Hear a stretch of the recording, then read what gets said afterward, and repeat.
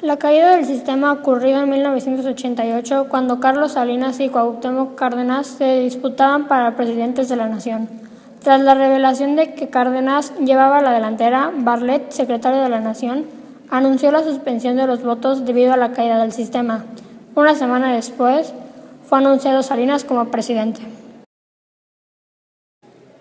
Tras el gran desastre de 1895, temblor de la Ciudad de México, del cual no se sabe el número exacto de muertos, ya que el gobierno lo encubrió diciendo que fue entre 6 y 7 millones, pero cifras calculadas en los últimos años establecen que fueron hasta 40 millones. Durante el gobierno de Salinas se creó en 1989 el Partido de la Revolución Comunista por Cuauhtémoc Cárdenas, Porfirio Muñoz e Ifigenia Martínez, creado por corrientes del PRI y por el Partido Comunista Mexicano. En 1993 se llevó a cabo la primera visita por el Papa Juan Pablo II a México, invitado por el presidente Salinas de Gortari, con la idea de reformar las relaciones del Estado con la Iglesia. Los últimos meses de Salinas en el poder del Estado de Chiapas se levantó una rebelión de indígenas pobres llamado Ejército Zapatista, con fin de defender los derechos de los votantes en las elecciones presidenciales el próximo mes de agosto. Durante el gobierno de Miguel de la Madrid ocurrió la llamada década perdida en 1982. A este suceso se le llama así ya que México afrontó que no podría pagar más la deuda externa.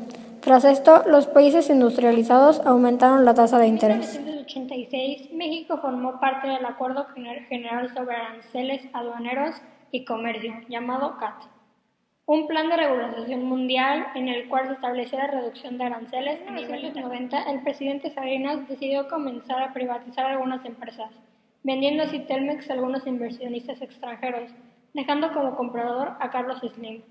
Algo que causó mucho revuelo fue la gran relación de amistad que tenían Slim y Salinas en esos tiempos. Durante el periodo de gobierno de Salinas, 18 empresas fueron vendidas. El gobierno recaudó cerca de $13 millones que fueron destinados para el pago de la deuda interna. En 1994 se autorizó la entrada de bancos extranjeros. En 1992 se firmó el Tratado de Libre Comercio Norteamericano, firmado por México, Estados Unidos y Canadá.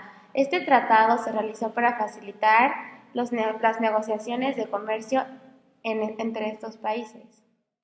El panorama cambió durante el resto del sexenio de Cedillo.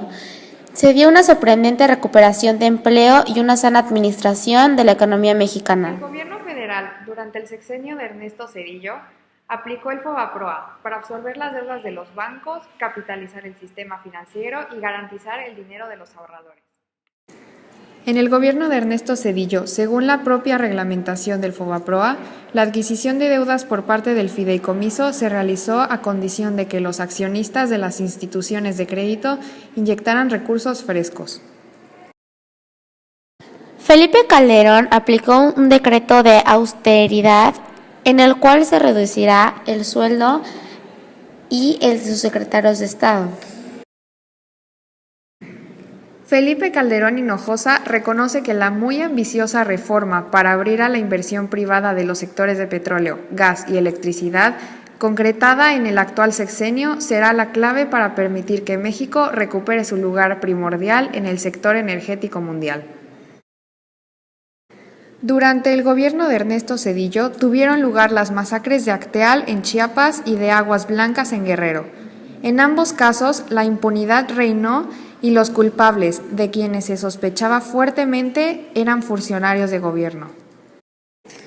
Felipe Calderón propuso el aumento salarial de los militares mexicanos, impulsó la modernización de los cuerpos policíacos del país, implementando programas y estrategias nacionales de seguridad como el proyecto Plataforma México, que entre otras cosas se refiere a la existencia y puesta en marcha de un sistema único criminal en todo el país. Calderón declaró una nueva campaña contra el narcotráfico, donde involucra al ejército mexicano, sobre todo en operativos especiales en diversos estados. En otros programas de seguridad se encuentran Limpiemos México, que está compuesto por 3 fases: la zona de recuperación, escuela segura y centro de atención a primaria de adicciones y salud mental.